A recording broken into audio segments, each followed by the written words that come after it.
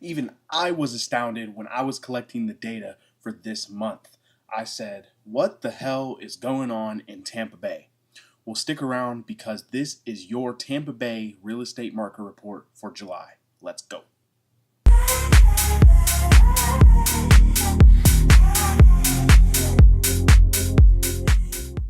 What is going on, YouTube? If you are new to the channel, welcome. And if you are returning, welcome back. This has to be the most boring content I put out on the channel, but it is absolutely necessary for those of you wanting to know exactly what's going on in the Tampa Bay real estate market. In these videos, I discuss everything residential real estate that includes single family homes, multifamily homes up to 4 units, condos, and townhomes, in which I cover the 4 major counties of the Tampa Bay area. That is going to be Hillsborough, Pinellas, Pasco, and Manatee counties. So to get a grasp on what's going on in the market, I like to go over 3 key metrics of data, and that's going to be the active inventory on the market, the average days it is taking for those properties to sell, which reach the closing table, and the average sales price of those properties in their respective counties.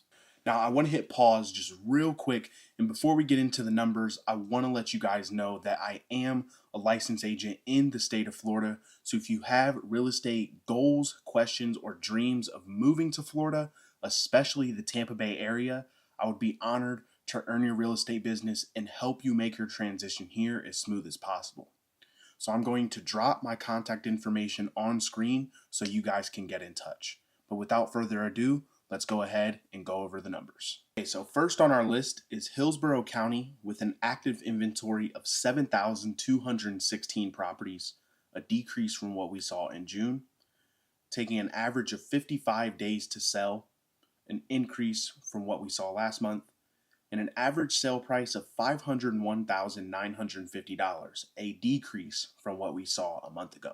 Second is Pinellas County with an active inventory of 8,376 properties, a decrease from what we saw last month, taking an average of 67 days to sell, a huge increase from a month ago, and an average sale price of $501,834, a very small increase from what we saw in June. Third is Pasco County with an active inventory of 4,732 properties, a decrease from last month, taking an average of 62 days to sell, no change there, and an average sale price of $381,308, an increase from what we saw in June. And finally is Manatee County with an active inventory of 4,809 properties, a decrease from what we saw last month, taking an average of 78 days to sell, again, no change, and an average sale price of $549,095, an increase from what we saw last month. Okay, so unlike previous months from this year, there is no particular pattern across the 4 counties we just covered. The first thing I do notice, however, is that we have decreasing inventory in all 4 counties here in Tampa Bay. Now, from the hurricanes, which was September of last year, all we've seen pretty much is inventory spike month over month, but over these last couple months, several properties are being pulled off the market. I think there could be one of 2 reasons for that. The first one being a lot of people who were affected by the hurricane have listed their property, they're not getting what they wanted, and they have since then pulled their property off the market and have decided, you know what, I'm just going to hold on to this. The second could be an influx of people who weren't necessarily affected by the hurricanes, but could have been, that are saying, you know what, I have a 2, 3, 4% interest rate. Why would I go buy a new home with a 7% interest rate? I'll just hold on to my property, keep paying what I know I can afford, and continue living comfortably where I'm at now, because they're simply not getting the number they're looking for when they go to sell. I do not think this decrease in inventory is because these properties are selling more than they are just being pulled off the market because sellers aren't getting to the closing table for the number they're looking for. I'm still noticing, especially in Hillsborough and Pinellas County, that properties are taking more time to get from list to the closing table. And we're seeing increases in those two counties over the past month, whereas in Pasco and Manatee, there's no change, but 62 days and 78 days to get from list to close is still a really long time.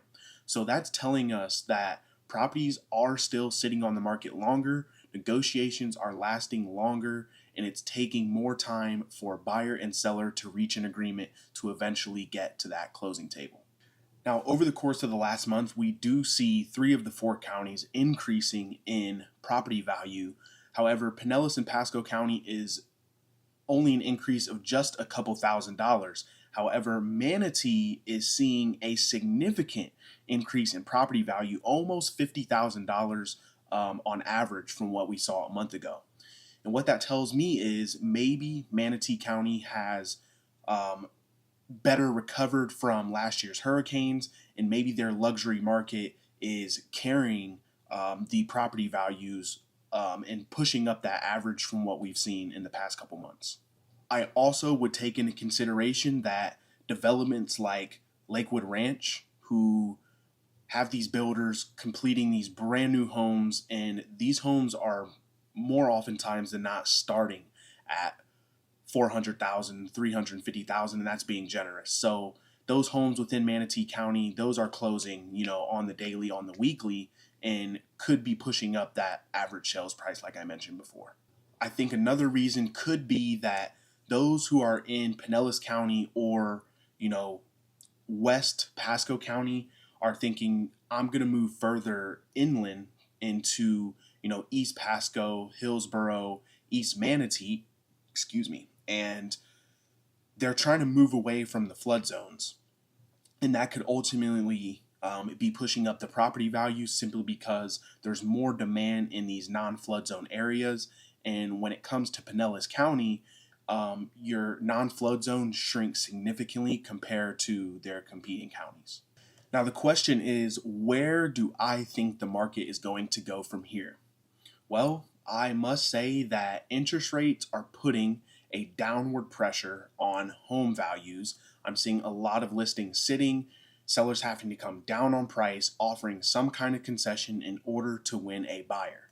We are also in the midst of hurricane season, and because Tampa Bay got hit so hard last year, people are just a little skeptical, a little weary about taking that leap into the Tampa Bay real estate market and dealing with the imposing threat of a hurricane happening within the next month or two and them being upside down right after they buy a new home. This again is leaving listings stagnant, and it is taking effect on property values throughout the entirety of the Bay. I do think, however, if we make it out of this hurricane season unscathed, then the fear of last year will go away and the Tampa Bay market will start to balance out again, and buyers will be more likely to take that leap and make that purchase and close on that home that they wouldn't have before. Now, if you combine this with a cut in interest rates, that is going to bring a lot of buyers off of the sideline. The market will become more competitive, and this will then put upward pressure on home values, kind of going back to where we were around this time last year, where the market was very balanced. You had about 3 months of inventory, and you could pretty much have the home you wanted for a decent price, not too inflated, but you're not getting deals like you are today. Now, of course, this is all my speculation and what I think will happen based on what I'm experiencing on a day-to-day basis. This does not mean anything is concrete. I am not a psychic. I do not know where the market will end up in a month, 2 months, half a year from now. My advice to buyers is this: make sure you have a really strong agent who is good at negotiating contracts, knows your submarket very well. And by submarket, I mean the exact neighborhood or suburb you're planning on moving into or shopping in. Know your budget, and then go into these offers aggressive. Don't be afraid to shoot the low ball. And then once you start negotiations, now you can start talking about how you want to structure the deal to be best in your favor. On the flip side, as a seller, my advice is you must price aggressively, and I mean aggressively, from the very start of putting your property on the market. It is almost in your best interest to price the property below market value. That way you can get a lot of buyers seeing, hey, this is a really attractive price. I want to make an offer on this home. I would also encourage, go ahead and make those renovations to your home that you had been pondering for the past year.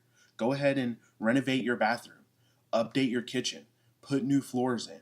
Buyers want to see this walking into a new home because they have less work to do once they move in. This also saves you money on the back end because they won't have to ask for concessions to fix said things. And my last tip for sellers is going to be, please, please, please get your property appraised before it hits the market, especially if you are one of those affected by the hurricanes and have admitted that on your flood disclosure. This is going to save you and your agent a ton of time when it comes to pricing the property. An appraiser is going to tell you exactly what today's market value is. That way you don't have to play a guessing game of where to price your property and why no one is taking a look at it. That is all the sauce I have for you guys today. I like to keep these as short and sweet as possible, but give you some valuable insight that you can take into the market, whether you are a buyer or seller. So I don't bore you guys to death, I'm going to wrap the video up here. But before I head out, I want to mention one more time that I am a licensed agent in the state of Florida. So if you have real estate goals, questions, or dreams of buying or selling your property here, I would be honored to earn your business and help you out as best as I can. So I'm going to drop my contact information on screen so you guys can get in touch, and please don't hesitate to reach out with any questions. If you stuck around this long and you enjoyed this video and want to see more content like it, please go down, like, comment, hit that subscribe button because it genuinely helps me push more content out like this for you guys. I hope you enjoyed today's video, and I'll be seeing you guys real soon. Peace.